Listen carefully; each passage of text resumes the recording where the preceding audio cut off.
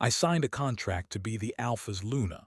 Until Ilara walked through the misted streets of Nocturus with her heart pounding in her chest. The town seemed alive under the silver glow of the moon, each shadow stretching like long fingers reaching for her. She pulled her cloak tighter around her shoulders, trying to hide from the curious eyes of townsfolk, though the fear in her veins had nothing to do with strangers. It was the thought of what awaited her at the palace. The contract. It had been presented as a duty, a noble obligation for her family, but she knew it meant more than just allegiance. The Alpha, Kale Varin, a man of dark power and colder eyes, would have her as his Luna. A partner in title, but more than that, someone bound to him, someone who could steady the volatile power that radiated from him like a storm. Ilara's stomach twisted. She had heard stories of Kale, whispered in fear by those who dared speak of him. They said he was ruthless with enemies and cold even to his closest allies. But some spoke of a sadness behind his eyes, something unreachable, like the moon hiding behind clouds. That same sadness, she suspected, might reach her. She reached the palace gates, tall iron bars etched with silver symbols that glimmered in the moonlight. Guards nodded silently as she passed, and she felt the weight of every stare, every expectation pressing down on her. Inside, the hall smelled of burning candles and old wood, the air heavy with history and secrets. In the throne room, Kale waited. Not sitting, not smiling, just waiting. His presence filled the space as if the shadows themselves leaned toward him. He was tall, broader than she imagined, with dark hair falling to his shoulders and eyes that gleamed with an unreadable intensity. "You are late," he said, his voice low, commanding, yet not unkind. Ilara swallowed, her tongue heavy. I did not mean to be."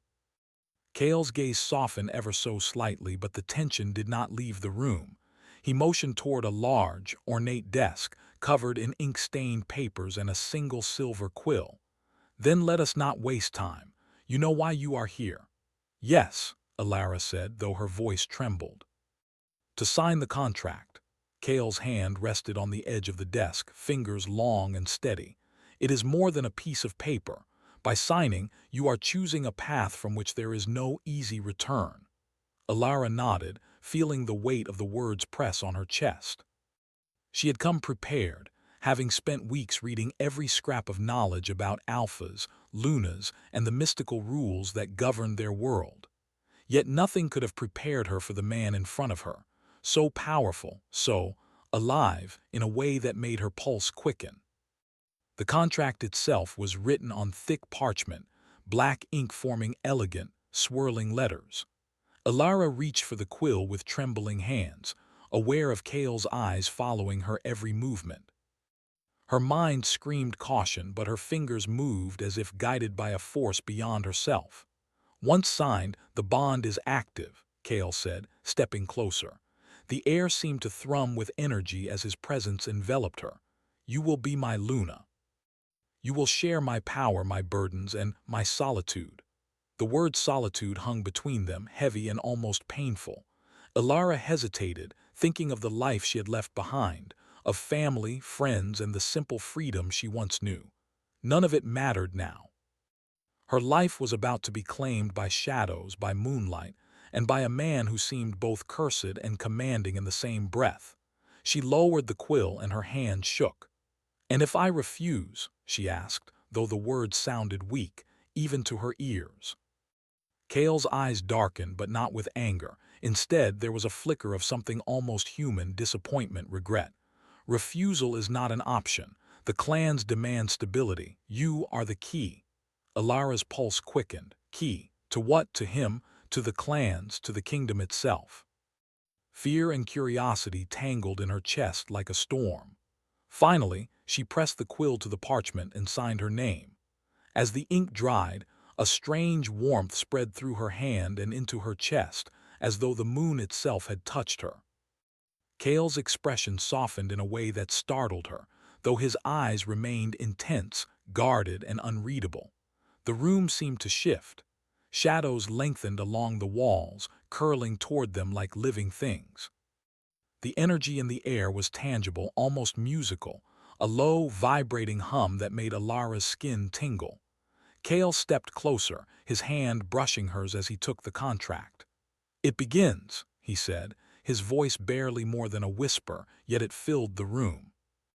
Alara felt a shiver travel down her spine. The moment was heavy with possibility and danger. "You may go," Kale said finally. "But remember this, Luna. Your life is no longer solely your own." "And he paused, as if considering the weight of his next words. "I am not an easy master." Alara nodded, her throat tight. "I understand." Yet she did not fully, and she suspected she never would.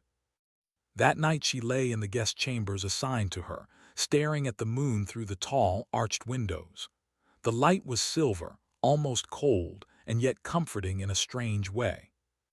Every shadow in the room seemed to move with a life of its own, as if the castle itself were alive, watching, waiting. A soft knock came at her door. Ilara froze, unsure if she should answer. The voice that followed made her blood run cold, and yet draw her closer. "Ilara," Kale's voice was low, urgent. "Come to the courtyard. Now." Fear warred with curiosity, but she dressed quickly and moved through the halls, careful to avoid the guards. The courtyard was bathed in moonlight, silver mist swirling around the stone fountains and twisted trees. Kale stood at the center, waiting, and as she approached, she noticed a change in him, a tension, almost feral, that had not been there before. Without a word, he reached toward her, and the air between them seemed to pulse. Then, as if shedding a human skin, Kale's form began to shift. His body lengthened and thickened, fur dark as night spreading over him, claws extending, eyes glowing silver in the moonlight. Alara gasped, stepping back instinctively. But then she saw it, the look in his eyes, not anger, not threat, plea. "Do not be afraid," Kale said, his voice deep, layered with a strange echo that seemed to vibrate in her chest. "I am bound by the curse. I cannot choose my form, not fully, but you might be the one to change it." Alara's mind reeled. Curse, form, change. The words tumbled over each other, mingling with fear and awe. She had heard tales of alphas who could shift into wolves, of bonds that were mystical and eternal, but seeing it, witnessing it firsthand, was entirely different. Kale stepped closer, the mist curling around his massive form. "The moon gives me strength, but it also reminds me of what I have lost, what I cannot touch. You, Luna, may yet save me from myself." Alara's chest tightened. The intensity in his gaze, the raw power and vulnerability, made her feel as though the world had narrowed to the space between them. "I don't know if I can," she whispered, trembling. "You can," Kale said, his voice both command and comfort. "You are stronger than you think. But tonight you must decide, not just to be my Luna, but whether you will walk beside me in shadow and light." The wind picked up, swirling the silver mist into a vortex around them. The moon caught Kale's fur, reflecting a light that seemed almost sacred. Alara felt an undeniable pull, a mixture of fear, fascination, and something she could not name. Her hand rose, trembling, reaching toward him, not fully understanding why. Kale's eyes softened as her fingers brushed against his fur, and for a moment time seemed suspended. The bond, the contract, the destiny, the curse, felt real in that instant, tangible and unbreakable. Then, without warning, a distant howl shattered the night, echoing across the courtyard. Kale stiffened, his wolf form tense and alert. His ears twitched and he turned his gaze toward the forest beyond the palace walls. "Ilara," he murmured, almost a growl, "something is coming, and it will test both of us." Her heart raced. The shadows in the mist seemed to deepen, curling closer, waiting. She realized that the path she had chosen, or been forced into, was far darker than she had imagined. Yet even in that fear, a strange resolve settled over her. She would not run, not from him, not from her fate. The moon hung high above them, silver and cold, yet filled with a promise. The night had only just begun, and the binding between Luna and Alpha had already set the world in motion. Alara stood beside Kale, her hand brushing against his fur, her heart beating with anticipation and dread. The forest beyond whispered secrets, the wind carried warnings, and in the shadows, something ancient stirred. And so began the first night of their bond, fraught with tension, shadowed by curses, and illuminated by the silvery light of the binding moon. The moon hung low over Nocturus, casting long silver streaks across the courtyard where Ilara and Kale had stood the night before. Sleep had eluded her, as if the shadows themselves whispered of things she could not yet understand. Every rustle of leaves, every crack of a branch, made her heart jump. She felt the weight of the contract in her chest, not just as a piece of paper, but as an invisible chain linking her to Kale, to the Alpha, to the strange, dark pulse of the palace itself. When she finally dared to leave the guest chamber, she found Kale waiting in the hallway, leaning against the cold stone wall. His wolf form from last night had disappeared, replaced once again by the tall, commanding man she had met at the desk. Yet even in human form, the aura of power surrounding him was undeniable. "Did you sleep?" he asked, his voice careful, almost questioning. Alara shook her head. "Not really. Too many thoughts." She looked down, her hands twisting nervously. "About the contract, about you, about everything." Kale straightened, his dark eyes sharp yet softer than she expected. "Good," he said simply. "Thought is necessary, but do not let it weaken you. Fear is a different matter. That will only make the bond unstable." She blinked at him. "Bond?" Kale stepped closer. "Yes, the contract is only the beginning. The bond grows slowly with trust, respect, even affection. You will learn to sense my strength, my temper, my moods, and in return I will sense yours." Ilara felt a shiver run down her spine. The thought of being so closely entwined with a man like Kale, someone so powerful, filled her with both dread and curiosity. She wanted to understand him, to know the shadows behind his eyes. But the closer she felt, the more fragile she realized she was. Their quiet moment was interrupted by a loud commotion from the great hall. Shouts, footsteps, and the heavy clatter of armor echoed through the palace corridors. Kale's expression darkened, and in an instant his entire body tensed, his alpha instincts taking over. "Ilara," he said, his voice low but urgent. "Stay close to me." She nodded, her pulse quickening. Together they moved through the corridors, stepping lightly despite the chaos. In the great hall they found a group of rival clan leaders, their faces twisted with anger and suspicion, arguing with Kale's advisors. "Your bond with the Luna is dangerous," one of them spat, a tall man with a jagged scar across his cheek. "We cannot trust her. She is not of our blood. The balance will be broken if she influences the Alpha." Kale's jaw tightened and his hand brushed against the hilt of his sword, though he did not draw it. "She is not a weapon," he said evenly, his voice calm but firm. "And she is here by choice, or perhaps by fate. She will remain, and she will remain by my side." Murmurs filled the hall. The tension was thick, a storm ready to break. Ilara felt eyes on her from all directions, some curious, some hostile. She felt like a tiny flame in the middle of a raging wind, yet the presence of Kale beside her gave her courage she did not know she had. After the clans dispersed, leaving only whispers and uneasy glances, Kale turned to her. "You saw that?" Ilara nodded. "I think they don't like me. They think I'm dangerous." Kale's eyes softened, almost a shadow of vulnerability passing through them. "Perhaps, or perhaps they fear change.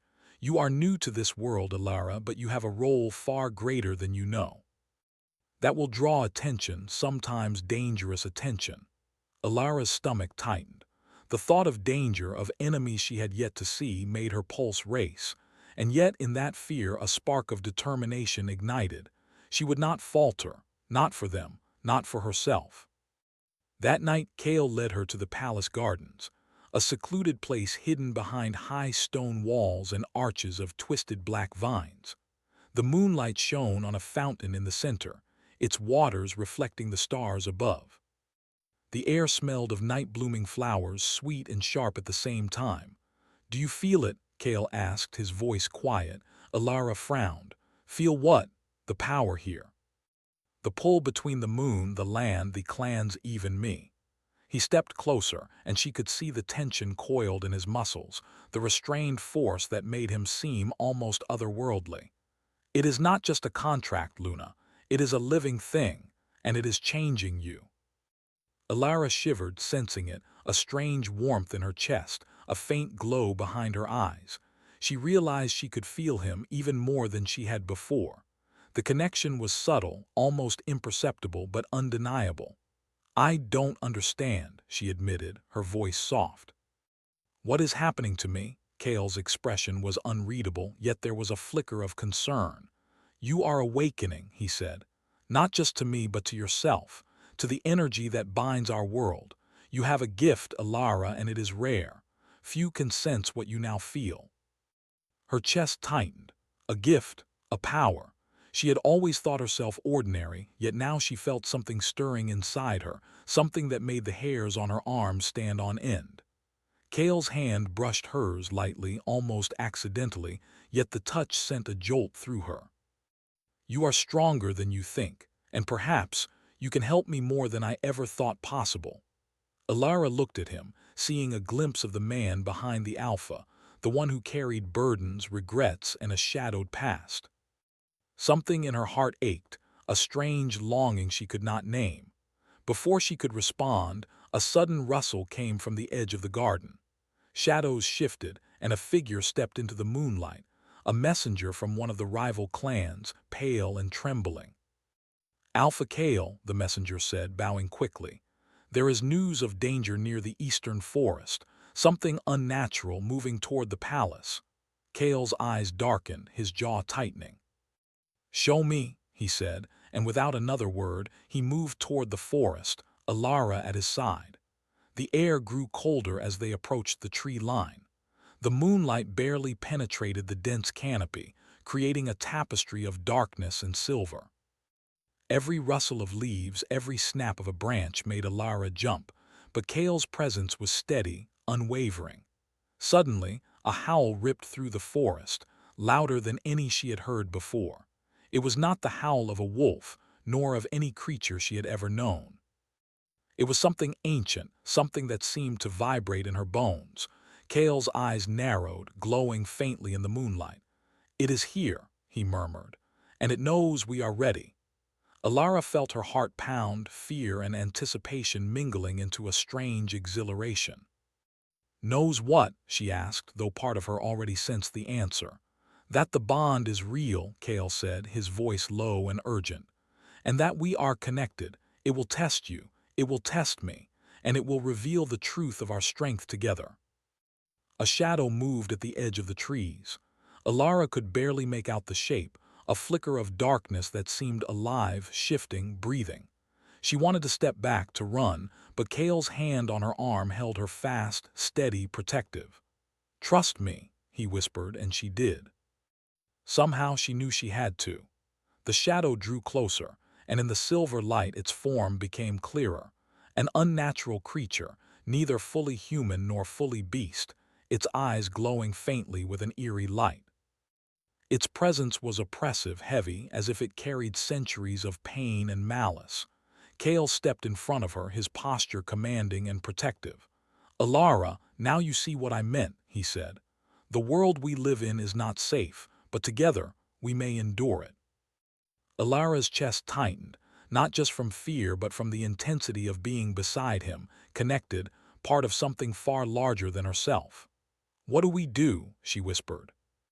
Kale's gaze was sharp, focused, yet for a moment he looked at her as if seeing her truly for the first time.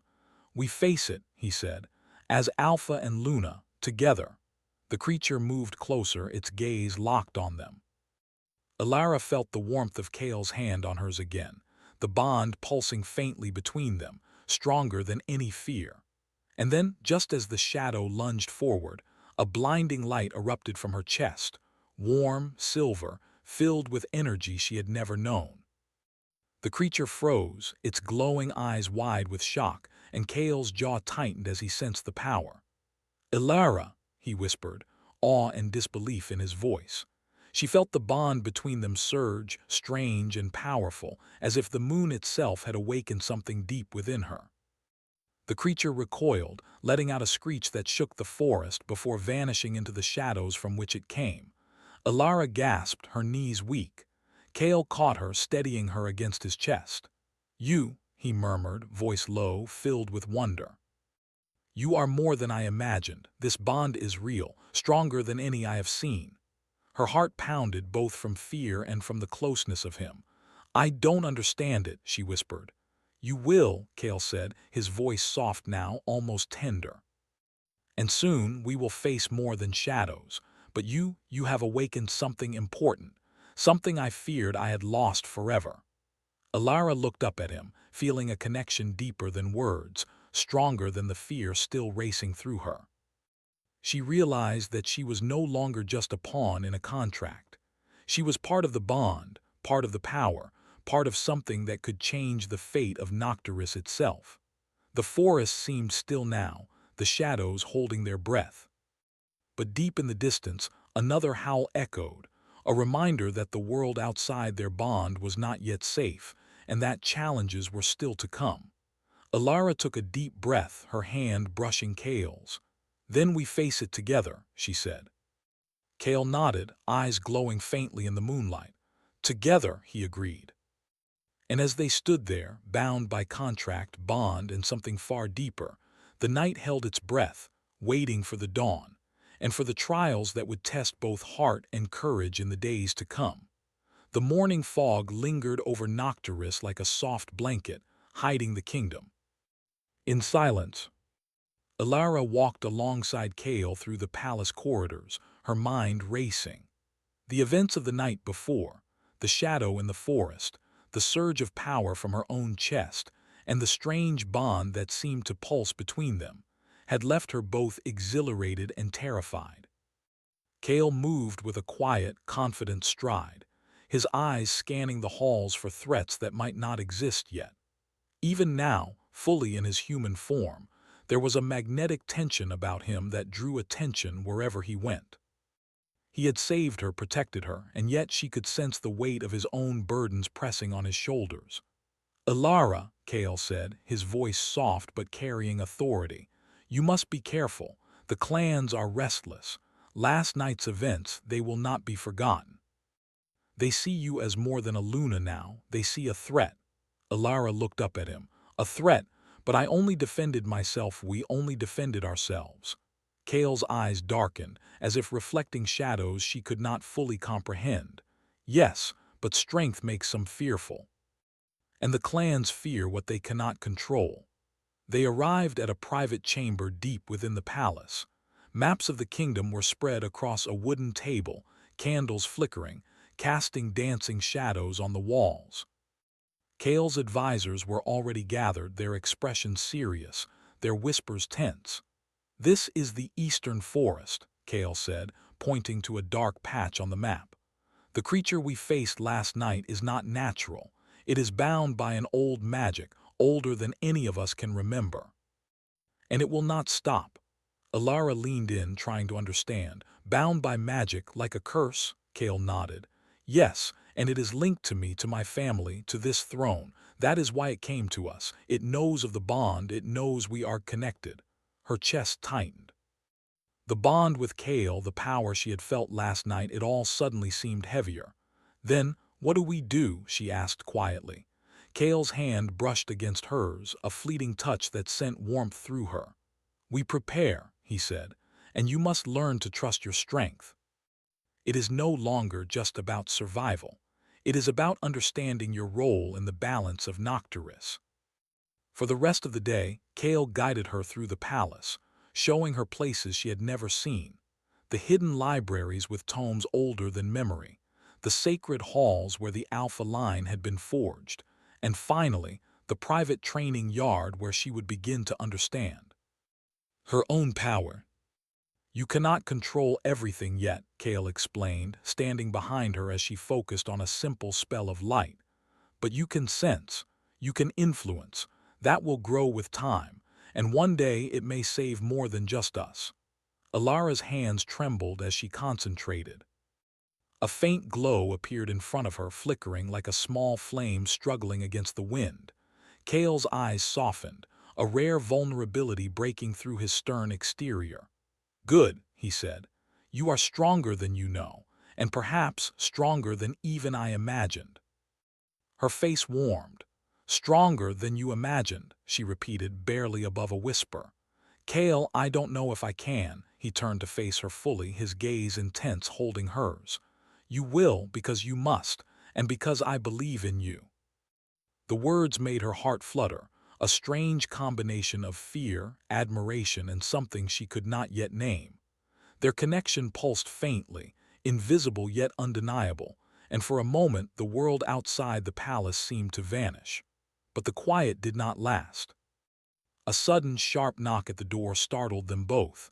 Kale's posture shifted instantly, alert, protective. A guard entered, bowing low. "Alpha Kale," the guard said, voice urgent. "There has been an attack at the northern borders.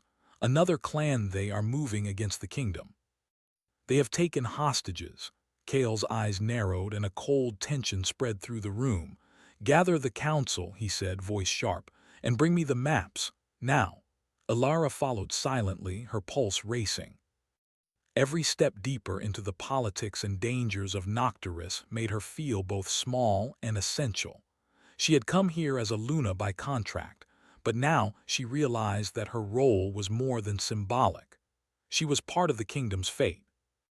In the council chamber, Kale and his advisors discussed strategy. Alara listened quietly, absorbing names, places, and alliances. She felt a strange clarity, as if the bond she shared with Kale sharpened her senses, allowed her to perceive things others might miss. "You understand this, don't you?" Kale asked softly, noticing her attention. "I think so," she replied. "I can feel directions, movements, intentions. It's strange, but I think I can help." Kale's gaze lingered on her, a mixture of surprise and something deeper. "You are learning quickly," he said, "faster than anyone expected." As night fell again over Nocturus, Kale took her to the highest tower of the palace. The wind howled around them, whipping her hair against her face, but she felt steadied by his presence. "The curse that binds me to this kingdom is older than memory," Kale said, his voice low against the wind. "It has shaped every choice I've made, every bond I've formed. It has kept me isolated, even from my own people." Alara shivered, not from the cold but from the weight of his words. "And this bond with me, can it help you?" she asked quietly. Kale's eyes softened, almost painfully. "Perhaps," he admitted. "Perhaps you can help me see a way to break it. Perhaps you can help me find myself again." Alara's heart tightened at his words. She had expected fear, control, dominance, but not vulnerability, not this quiet, fragile hope behind the Alpha's gaze. Their moment was shattered by the sound of a horn from the courtyard below. Kale's jaw tightened and his eyes flared with urgency. "Alara," he said, voice low but urgent, "the clans, they are moving, and not all of them are enemies, but some will test us. You must stay close, and trust me." She nodded, gripping his hand tightly. "I do," she said, though her chest pounded with fear and anticipation. Together they descended the tower, moving swiftly through shadowed halls and corridors. When they reached the courtyard, chaos awaited. A group of clan members, some armed, others on horseback, had gathered. The air was thick with tension, the faint glimmer of silver from the moonlight illuminating faces filled with doubt, fear, and determination. One of the clan leaders, a stern woman with sharp eyes, stepped forward. "Alpha Kale," she said, "the balance of the clans is unstable. If you do not act, if you do not secure your power, there will be blood." Kale's eyes narrowed, his hand brushing Alara's. "And you?" he asked, voice quiet. "Will you stand with me or against me?" The woman hesitated, then bowed slightly. "We follow the Alpha," she said, though her eyes were wary. Kale turned to Alara, and for a moment the world seemed to narrow to the two of them alone in the moonlit courtyard. "This," he said, gesturing at the gathered clans, "is the world you have chosen." the world that will test you, and perhaps change you. Alara swallowed, feeling the weight of the responsibility settle on her shoulders. She had come here as a Luna by contract, but now she realized she was more than a title. She was part of a bond that could change the fate of the kingdom itself. As they prepared to address the clans, a sudden movement caught her eye. A figure emerged from the shadows at the edge of the courtyard, someone she recognized instantly. It was the messenger from the eastern forest, but something was different now. His eyes glowed faintly, unnatural, and a strange energy radiated from him. He spoke, but not with words. Instead, a chill wind carried thoughts, images, and warnings directly into Alara's mind. Kale noticed her sudden stillness and placed a steadying hand on her shoulder. "What is it?" he asked, eyes sharp. "Alara," he said, noticing the intensity in her gaze. "What do you see?" "The curse or something connected to it," she whispered. "It's coming." "And it's aware of the bond." Kale's jaw tightened. "Then we have no time to waste," he said. "Prepare yourself, Luna. The trials are only beginning." Alara's pulse quickened, but she felt a strange confidence rising within her. The bond, the power she had barely begun to understand, the connection with Kale, it all felt alive, waiting for them to step forward and face the challenges together. And in that moment, high in the shadowed courtyard of Nocturus, she realized that the kingdom, the Alpha, and perhaps even herself, would never be the same again. The northern forests of Nocturus were alive with a strange energy. Shadows moved unnaturally among the ancient trees, and the air was thick with the scent of moss, damp earth, and magic older than memory. Alara tightened the cloak around her shoulders, trying to still the tremor in her hands. The glowing mark on her wrist pulsed like a heartbeat, warning her that the trial they had awaited was finally here. Kale walked beside her, his presence steady and commanding, yet there was tension in his posture she had rarely seen. His hand brushed hers lightly, an anchor in the storm, and for a moment Alara allowed herself to draw strength from him. "This is it," Kale said, his voice low and steady. "Whatever waits in this forest is tied to my curse, and to the bond. It will challenge us. But we will face it together." Alara nodded, swallowing hard. "I trust you," she whispered, and she meant it. She had learned so much in the days since their bond had begun, not just about her own power, but about Kale. About the man who was more than alpha, more than a leader, more than a warrior. He was a man carrying centuries of pain, responsibility, and fear, and she had chosen to stand beside him. The forest grew darker as they moved deeper, the moonlight struggling to pierce the thick canopy. Every shadow seemed alive, every rustle a threat, every whisper of wind carrying voices that were not entirely human. "Stay close," Kale murmured, his eyes scanning the darkness. "Trust your instincts. Let the bond guide you," Alara nodded. She focused on the pulsing mark on her wrist, letting it guide her, let it connect her to Kale. She felt the surge of energy flow through her chest and along her arms, warmth and power mingling. The creature that had attacked before, the shadow bound by ancient magic, was here, and it was stronger, more aware, more dangerous. A low growl echoed through the trees, vibrating in her chest, and Alara felt the hair on her arms stand on end. Kale's eyes glowed faintly in the dim light, and he shifted slightly, a subtle change in posture that made her pulse quicken. The Alpha's instincts were unmatched, and she felt the bond between them pulse like a living thing, alive with anticipation and fear. Suddenly, from the misted shadows, the creature emerged. Its form was strange and shifting, neither fully wolf nor human, with eyes glowing a pale, eerie silver. Its presence carried centuries of pain and anger, and yet there was something familiar in the energy it radiated. Kale stepped in front of Alara, his posture protective, commanding. "This is it," he said. "Remember what I taught you. Remember your strength." Alara drew a deep breath. The glow on her wrist brightened, and she felt the energy surge through her, through the bond, through Kale. It was no longer fear or hesitation. It was power, focus, determination. The The creature lunged, and Kale moved instinctively to intercept, his hands glowing faintly with a silver energy of his own. Alara stepped forward, placing a hand on Kale's arm, and felt the bond respond. Energy pulsed between them, forming a protective field around their bodies, shimmering like moonlight on water. "You are ready," Kale whispered, and she realized he was right. She had learned in these past days to trust the connection, to trust herself, to embrace the bond that linked their hearts and powers. The creature hesitated as it sensed the energy, and Alara reached deep within herself, sending out a wave of warmth, strength, and resolve. The forest itself seemed to respond, the shadows recoiling slightly as if recognizing the bond's power. Kale's eyes met hers, and in that moment words were unnecessary. Together they stood, united not just by contract or title, but by choice, by trust, and by something far deeper. The creature shrieked, a sound that cut through the forest like a knife, and charged again. But this time it was met with the combined force of Kale's command and Alara's awakened energy. Light and shadow clashed in a dazzling display, silver against black, power against malice, bond against curse. Alara's heart pounded. She felt fear, yes, but also exhilaration. Every pulse of energy, every connection with Kale, strengthened her resolve. She understood now that the bond was more than magical.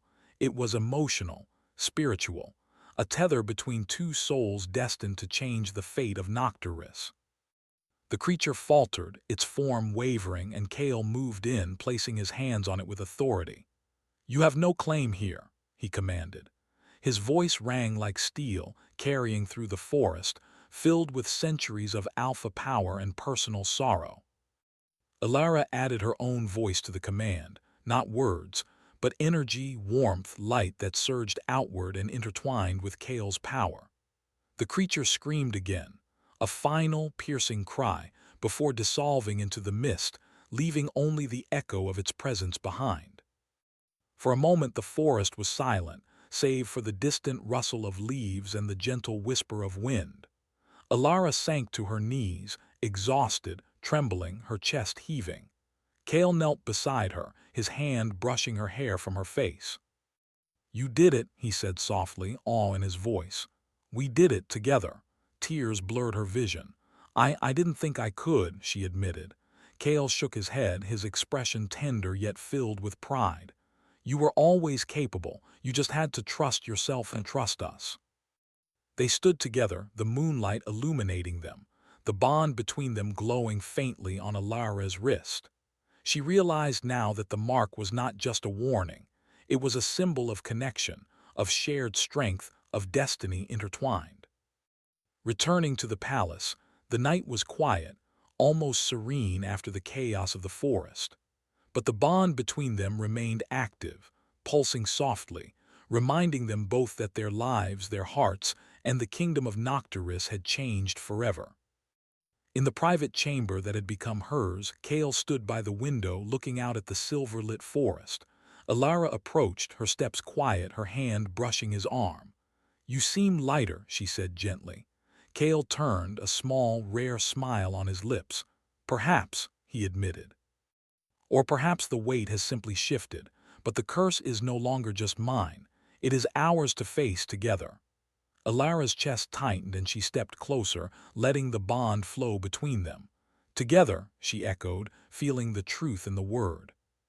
For hours they spoke, not of politics or danger, but of past regrets, lost moments, and the hope that had been buried beneath centuries of curse and duty. Kale revealed pieces of his history, the love he had lost, the betrayal that had shaped him, the loneliness that had become a companion. And Alara shared her own fears, doubts, and courage, her voice trembling but firm. Through it all, the bond pulsed, guiding, supporting, connecting them in ways neither had anticipated. It was no longer just magic or contract. It was trust, understanding, and a fragile, growing affection that neither could deny. As dawn approached, painting the horizon in silver and rose, Kale led Alara to the highest balcony of the palace. The entire kingdom lay before them, shrouded in mist and silver light. "This is our world now," Kale said quietly, "and we will shape it together, Luna. The curse has tested me, tested us, but it does not define us anymore."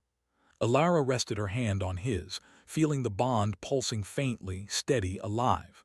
"Then we face whatever comes together," she said, her voice strong, resolute. Kale's eyes softened, a rare vulnerability shining through. "Together," he agreed, and for the first time in centuries he allowed himself to feel hope.